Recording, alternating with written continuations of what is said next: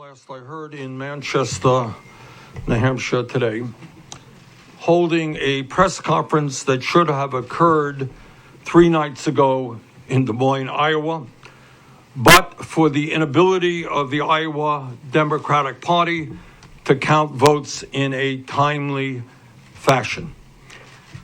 That screw-up has been extremely unfair to the people of Iowa. It has been unfair to the candidates, all of the candidates, and all of their supporters. So what I want to do today, 3 days late, is to thank the people of Iowa for the very strong victory they gave us at the Iowa caucuses on Monday night. Even though the vote tabulations have been extremely slow, we are now at a point with some 97% of the precincts reporting where our campaign is winning the popular initial vote by some 6,000 votes. In other words, some 6,000 more Iowans came out on caucus night to support our candidacy than the candidacy of anyone else. And when 6,000 more people come out for you in an election than your nearest opponent, we here in northern New England call that a victory. Further, in Iowa, as you all know, there is a realignment process where people who supported a candidate with less than 15% in the room can cast a vote in a second round for a different candidate. That's that realignment process. In that process, we are now ahead by over 2,500 votes. In an election with voter turnout of approximately 180,000 people, and with 8 strong candidates competing, a victory margin of some 6,000 votes is pretty decisive.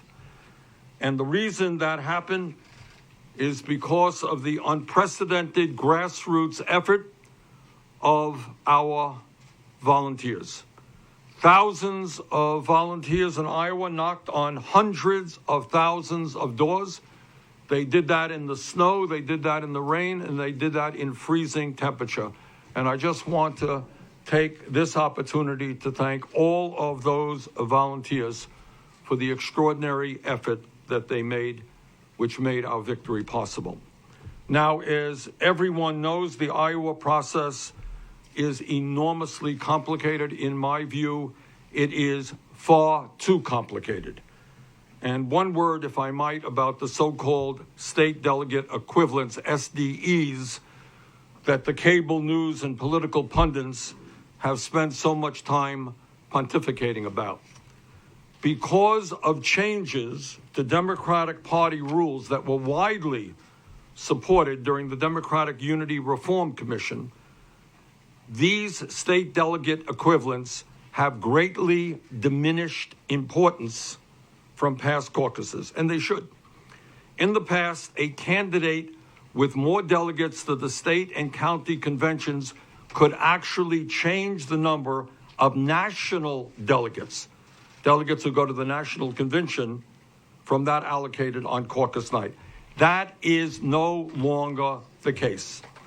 As it stands right now, to the best of my knowledge, either I or Mr. Buttigieg will end with a tiny fraction of an advantage in the SDEs. I think he's ahead now by some 3.5 state delegates out of 2,150 total number of delegates. That may change. We may go in the lead by a little bit. Given the remaining precincts outstanding and mathematical errors, which we are discovering in the data, we could well end up with more SDEs. But this difference, no matter who inches ahead in the end, is meaningless because we are both likely to receive the same number of national delegates to the Democratic National Convention in Milwaukee. I think right now it is about 11 each, probably go up a bit. Those national delegates, not the state delegates, are the ones that really matter in the nominating process.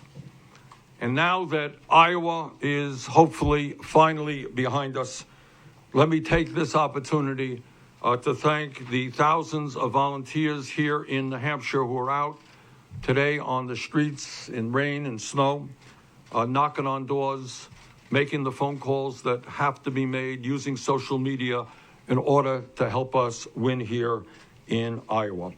Last point that I want to make is I have been asked over and over again why I believe that we are the campaign to defeat Donald Trump. And let me tell you why that is the case. At the end of the day, in order to defeat Donald Trump, who will be a very formidable opponent, we are going to need an unprecedented grassroots movement of folks who are prepared to knock on doors and do all of the things that our supporters did in Iowa, and they're doing right here in New Hampshire, and they're doing right now in California, and in Nevada and South Carolina, and all across this country. Our campaign is, I believe, the campaign that is putting together a multi-generational, multi-racial process in which we are bringing people together around an agenda that is speaking to the working families of this country. We're not out raising huge sums of money for millionaires and billionaires. We have an agenda that is going to take on the millionaires and the billionaires. We have an agenda which is going to deal with income and wealth inequality. We have an agenda which is going to raise wages for the working families of this country, an agenda which says, finally, after 100 years of talk, now is the time to do what every other major country on earth is doing, and that is to guarantee health care to all people as a human right. So I think we have the grassroots movement that wins. We have the agenda that wins. I'm confident that we're going to do really well here in New Hampshire, having won Iowa. We're going to do very well in Nevada. I think we're going to do a lot better than people think in South Carolina. I think we've got a good shot to win California. And bottom line, I believe that we are well positioned to win the Democratic nomination and to defeat the most dangerous president in the modern history of this country. Thank you all very much. Senator Sanders, Mayor Cannon. Yeah, CBS. What's up with CBS? Then we'll go on.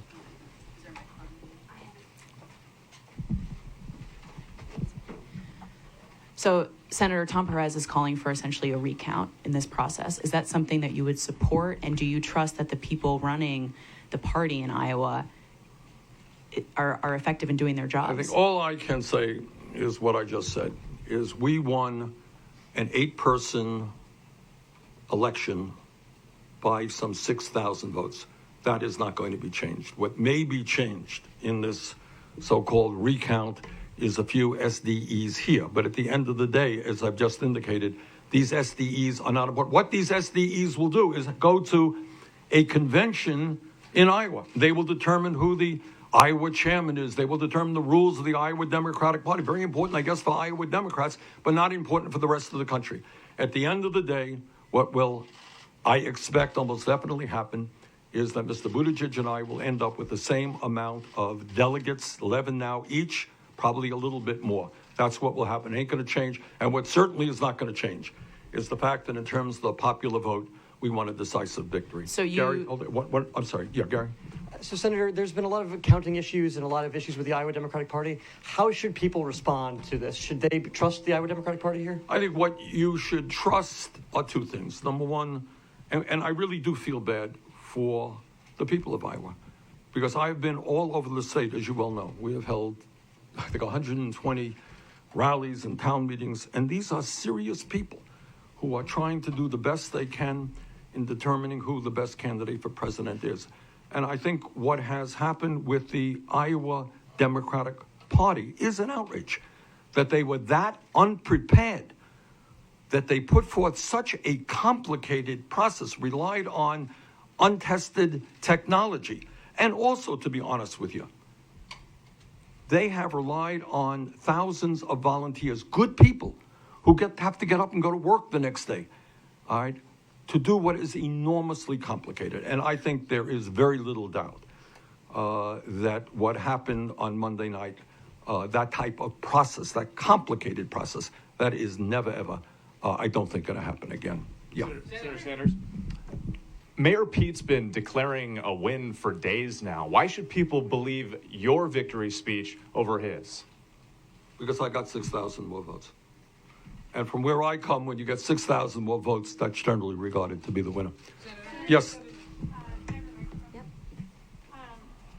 Senator, a huge part of the recount is from the satellite caucuses, which you were doing very well in. Are you worried about, why this recount was called specifically with those votes in mind?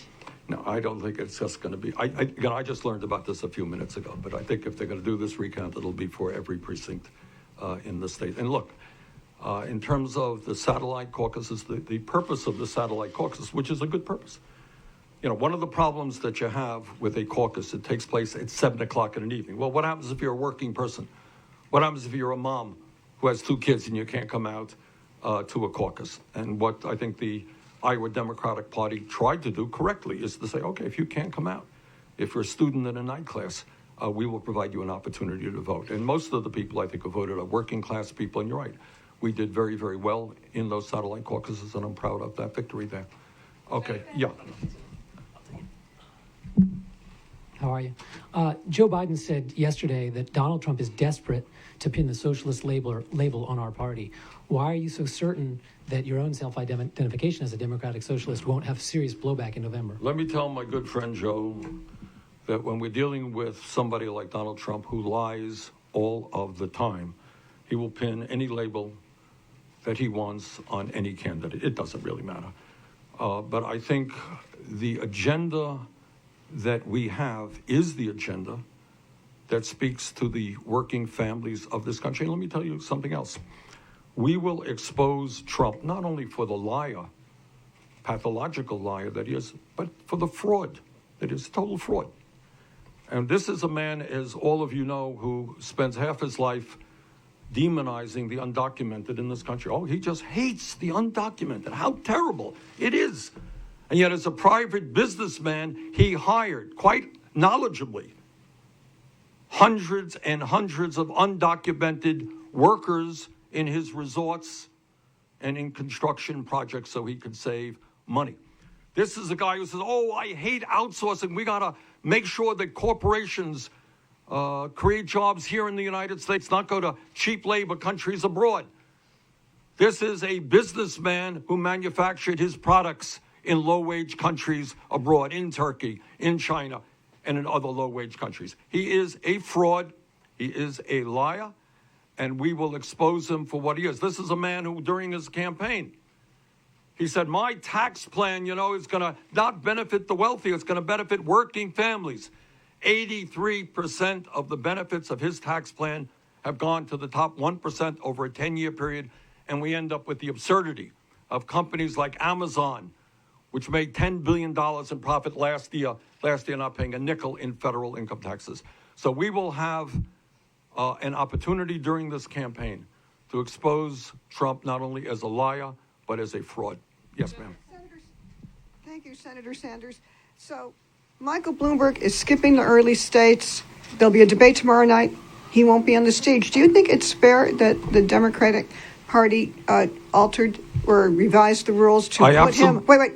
Let me at least put the question just all the way out. Just going to give you the answer. Even though I think you know where I'm going. Question. You know where I'm going. Okay. Do you think it's fair that the rules are now allowing Michael Bloomberg to come in? And I'm looking at you as I see your slogan there, Bernie not the billionaire. So could you comment also on the rules? Billionaires. Do we have an S at the end of that? We have an S. All right. So could you comment not only on the debate, but on the even more money that Bloomberg is putting in the contest? Thank you. Thank you for the question. And I knew what the question is. I was going to answer it the same way. You got to make sure, though. Okay. No, I think it is an outrage.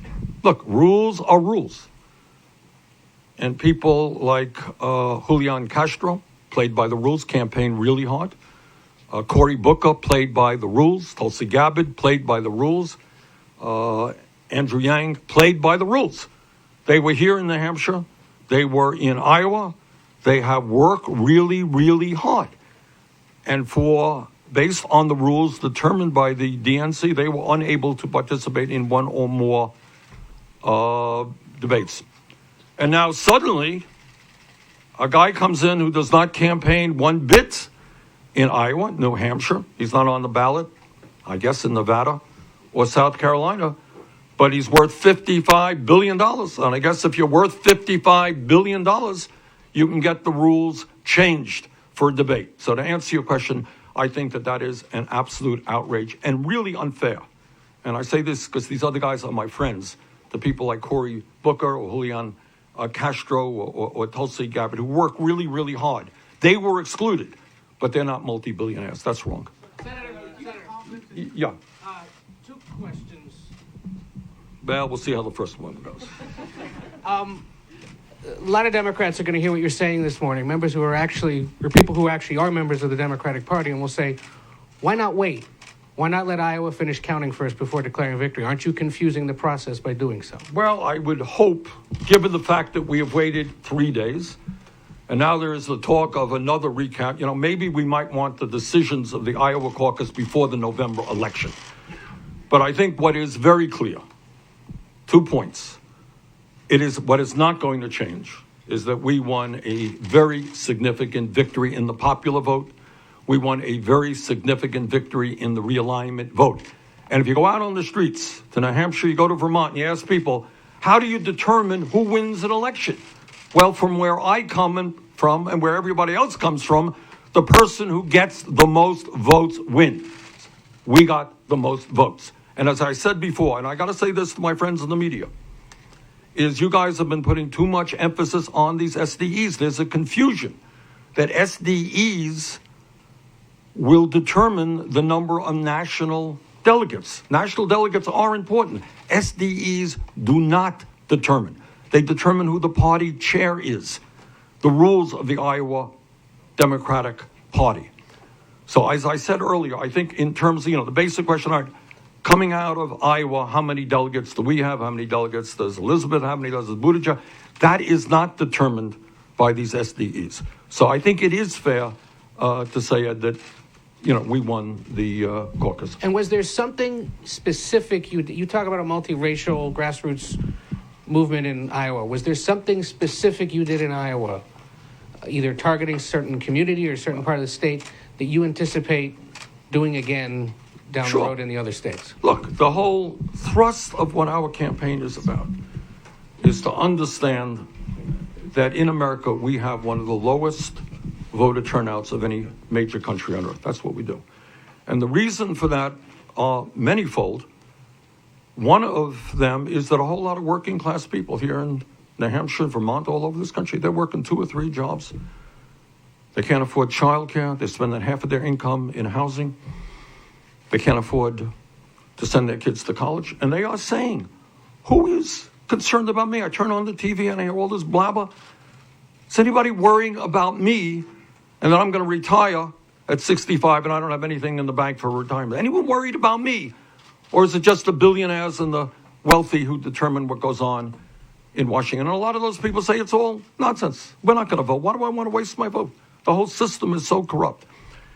And the essence of our campaign is to talk to those people, to knock on those doors. The doors of black voters and white voters and Latino voters and Asian American and Latin and Native American voters to say, you know what? If we all stand together, yeah, we can take on the billionaire class, which now dominates what goes on in Washington, both politically and from an economic perspective. Yeah, we can create an economy and a government that works for all of us. Okay. Yes, ma'am. Hi, based on these inconsistencies that we're seeing in the results, and because this is the first time that we've had the popular vote results, does this make you question the results of the 2016 Iowa caucuses? And do you think that there should be a caucus system at all? All right, that's a good question. I don't want to revisit 2016. All I can say is you're right. We fought for, by the way, the fact that we now have clear results of the popular vote is something that we fought for. That did not exist in 2016. Now, I can't give you a definitive answer as to what happened in 2016. I don't know. I don't think anybody knows. It turned out that in 2016, I think Secretary Clinton got 1 or 2 more delegates than we got. in the state process, there is some supposition that we actually won the popular vote. I can't say that definitively. I can say definitively that in 2020, we did win the popular vote. And I want to reiterate to you, so we're clear. You got 180,000 people voting. When you got 8 candidates, when you win the popular vote by 6,000 votes, that is a pretty good victory. Yeah. Yeah. Yes. You've said the process in Iowa should not repeat itself, but do you Yes. think the caucus itself should remain first? I think it depends on how you do it, but the Iowa caucus is just much, much, much too complicated. I mean, on one hand, you got to determine the popular vote. That you got to do. If you want to talk about realignment, and you can make the argument. You can make the argument. Okay, what happens if somebody doesn't get 15%? Should those people have an option to go elsewhere? You can make that argument. But then when you get into calculating these SDEs, man, that is enormously complicated. I mean, the answer is, what I just told you, what I believe to be the case, maybe it's not, I do believe it to be the case, we're going to win by 6,000 votes. We will end up with the same number of delegates to the Democratic National Convention as will Mr. Buttigieg. Does that sound right? Yeah, in a certain sense, it doesn't sound right. One would think that if you win pretty good victory in the popular vote, you would get more national delegates. It's a complicated formula, kind of, and so forth. So what will not happen again, if I have anything to say about it, is a caucus this complicated. That will not happen again. Yes, ma'am. Okay, maybe one more question. Yes, ma'am. Senator, a key part of your argument for the general election, your electability, is that you're going to boost turnout by bringing all these people into the process that haven't been voting. Iowa turnout doesn't look like it was higher than last time. Does that concern you? It does, and I would have liked to have seen a higher turnout, and I think I could probably speak for every other candidate. But this is what I do want to say. I want to say where I am very excited and what I think bodes well for the overall 2020 election.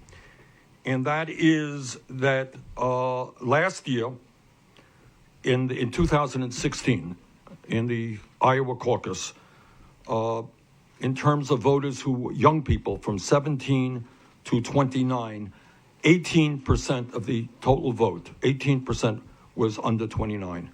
This election, 24%. That was a very significant increase in young people participating in the Iowa caucus. And actually, as I understand it turns out to be even higher percentage-wise than the turnout of young people in 2008 when there was a massive turnout and Obama won. So that does give me a lot of optimism. I believe, as I have said many times, that the young people of this country, the younger generation, is the most progressive young generation in the modern history of this country. And to defeat Trump, we are going to have to mobilize young people who are concerned deeply about climate change. They're concerned deeply about racism and sexism and homophobia and xenophobia. They are concerned and very worried about the kind of student debt that they are carrying. They're worried about the cost of housing. If we can mobilize, and Iowa is a good start in that process, if we can mobilize and bring young people into the political process, I think it will have a very positive and profound impact on the general election. Thank you all very much.